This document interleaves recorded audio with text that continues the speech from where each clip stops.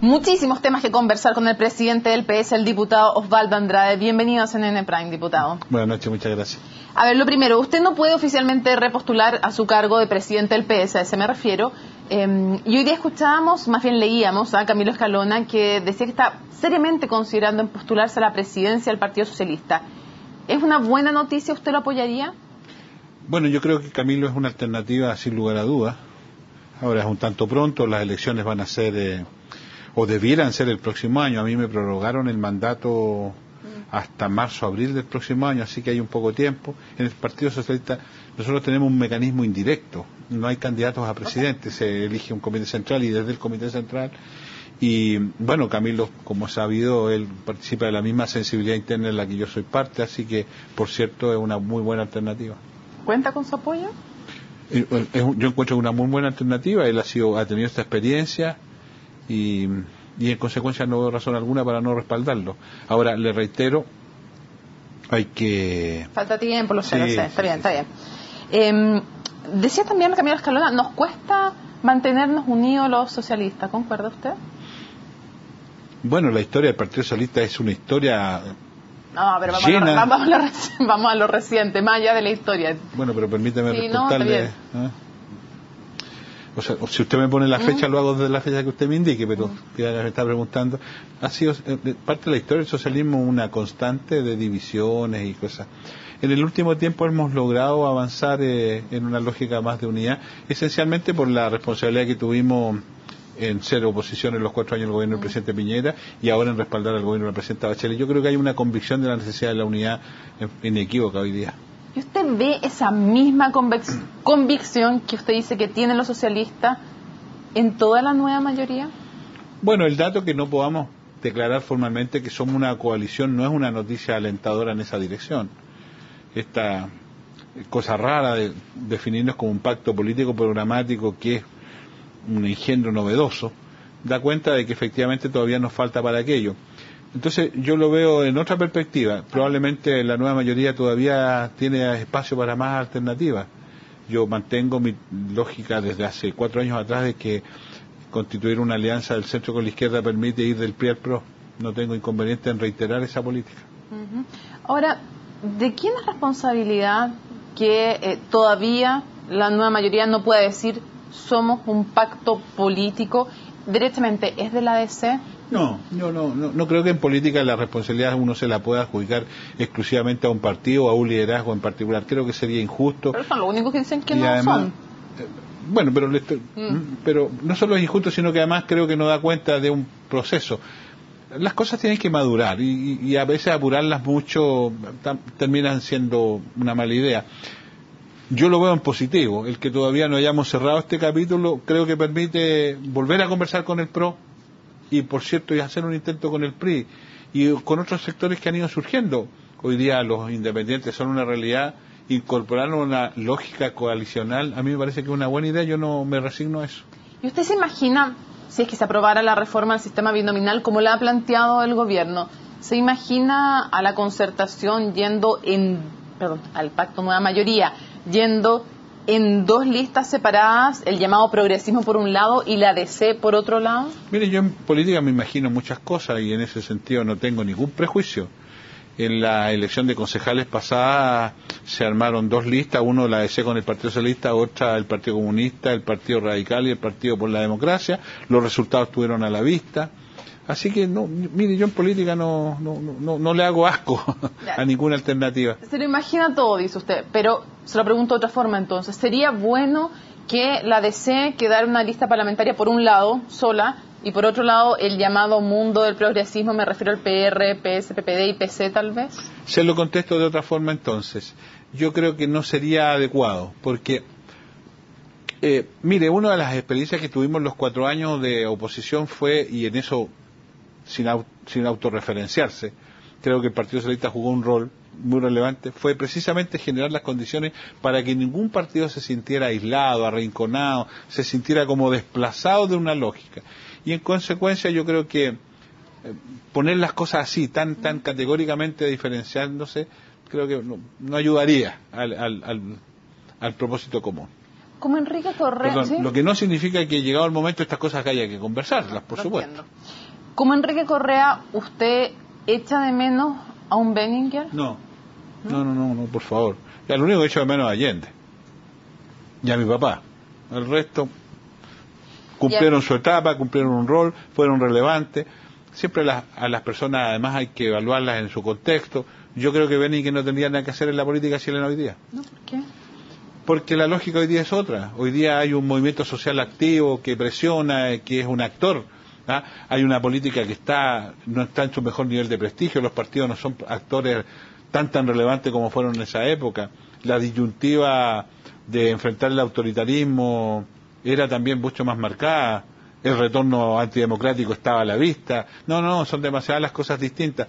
Y además, permítame, y ahora tengo un sesgo un poquito más personal. Yo no creo en los Superman, salvo a Superman de las historietas. No creo en esas cosas. Yo creo en los esfuerzos colectivos, creo en los esfuerzos de muchos. Y creo que los panoramas son exitosos cuando son esfuerzos de muchos. Creo que es casi una ciutiquería pensar que una persona puede transformarse en un actor de esa naturaleza. Perdóneme, no tolero los ciúticos. Lo entiendo. Usted dice entonces, Benninger no tendría nada que hacer en la política actual, en el contexto actual, fue su frase. Pero una frase de él, quiero saber si la interpreta usted o no.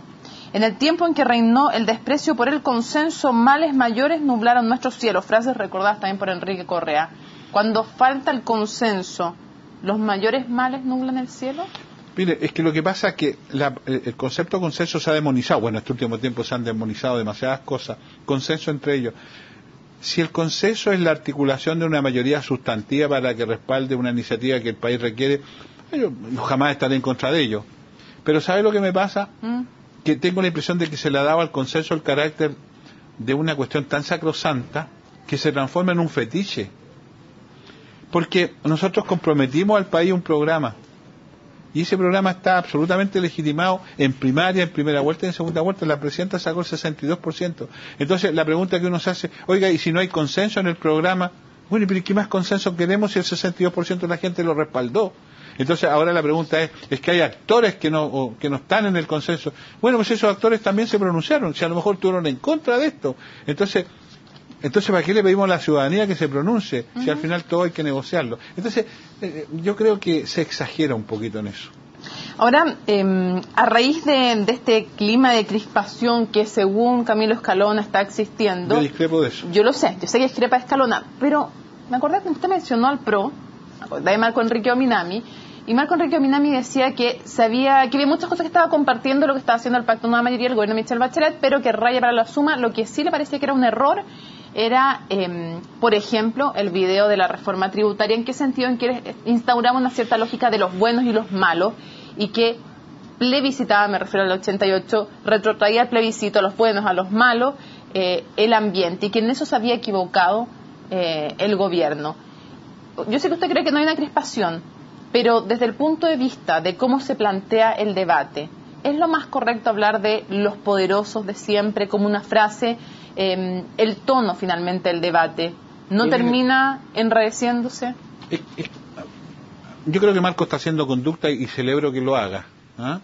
Y me parece que debe persistir en esa línea, porque si no la tendencia al aislamiento va a ser fatal para su propio propósito político, y desde ese punto de vista a mí me parece muy bien, y creo que hay un espacio político en una coalición del centro con la izquierda en que también él puede hacerse parte. Yo lo invito a eso. Y esta invitación no lo hago ahora oportunistamente, lo he hecho hace mucho rato. Más de alguna vez me dejaron esperando en el Partido Socialista con el té servido. Dicho eso, quiero decirle lo siguiente, es que el problema de la polarización tiene que ver, desgraciadamente, con la profundidad de las transformaciones que uno se plantea. Cuando son cuestiones cosméticas, da lo mismo. El debate es casi mediático, es casi para la tele, perdonen, sin ánimo de menoscabar la televisión. Cuando las transformaciones estructurales son más profundas, efectivamente se producen climas un poquito, debates más encarnizados. Mire, esto empezó con la frase de un señor von Millenburg que dijo que si se existían esto, los capitales chilenos y los inversores iban a ir fuera de Chile. Así empezó todo este tema. Entonces, yo siento que de pronto se exagera mucho. Este es un debate intenso, le jodí, o yo, por favor, yo vivo en esto también, así que a lo mejor yo mismo soy parte de esto. Pero yo llego a mi distrito y no veo ninguna, nadie es muy preocupado de estas cosas. Y para cerrar, porque lamentablemente se me acaba el tiempo, pero para cerrar, la frase también, otra de las frases que ha llamado la atención también cuando se dice los poderosos de siempre, y uno se pregunta cómo habla el Pacto Nueva Mayoría de los poderosos de siempre si fueron gobierno 20 de los últimos 24 años. O es que no eran, porque dicen, no, apuntamos al poder del dinero, han explicado algunos, pero es más poderoso finalmente el dinero que un presidente, un empresario que el Parlamento. ¿No eran también los poderosos de siempre ustedes, en definitiva también? La experiencia histórica, no solo en Chile, sino que en el mundo entero, ha demostrado que el poder del dinero vaya que pesa. Y eso lo sabemos en todos los ámbitos, incluso en los medios de comunicación. Así que no estoy diciendo nada muy novedoso. Y si en 20 años, tal vez una de las derrotas que tenemos es que no fuimos capaces de enfrentar adecuadamente precisamente eso. Por eso la sociedad chilena es tan desigual. Y nosotros no tuvimos la capacidad de enfrentar eficazmente ese dilema. Pensamos que solo había que derrotar a la pobreza y a la extrema pobreza, y no nos dimos cuenta que en paralelo estábamos construyendo una sociedad con una concentración económica brutal. Entonces, hay que asumir esa derrota. Pero eso no significa que uno tenga... Yo no hago de la necesidad virtud. Yo asumo la derrota, pero quiero enfrentarla y resolverla positivamente. Y eso significa que hablarle de los poderosos siempre es algo muy simple. ¿Quiénes se han opuesto a la reforma tributaria? Digámoslo francamente. Ahora, y volvamos a la... Bueno, pues y no cambian nada lo que le acabo de decir. El año 89 los poderosos siempre decían las mismas cosas ante la reforma tributaria de Elwin que dicen hoy día exactamente las mismas cosas. Empleo, todo. Iba a pasar de todo. Nada de eso pasó. Bueno, ¿y quiénes son esos? Y en ese tiempo también decían, representamos a la clase media, representamos a los más pobres, a la microempresa. Oiga, han pasado 20 años, o más tal vez, y fíjese que las frases siguen siendo las mismas. Y las preguntas siguen siendo las mismas. Diputado Osvaldo Andrade, muchísimas gracias por acompañarnos en CNN Prime. Muy buenas noches.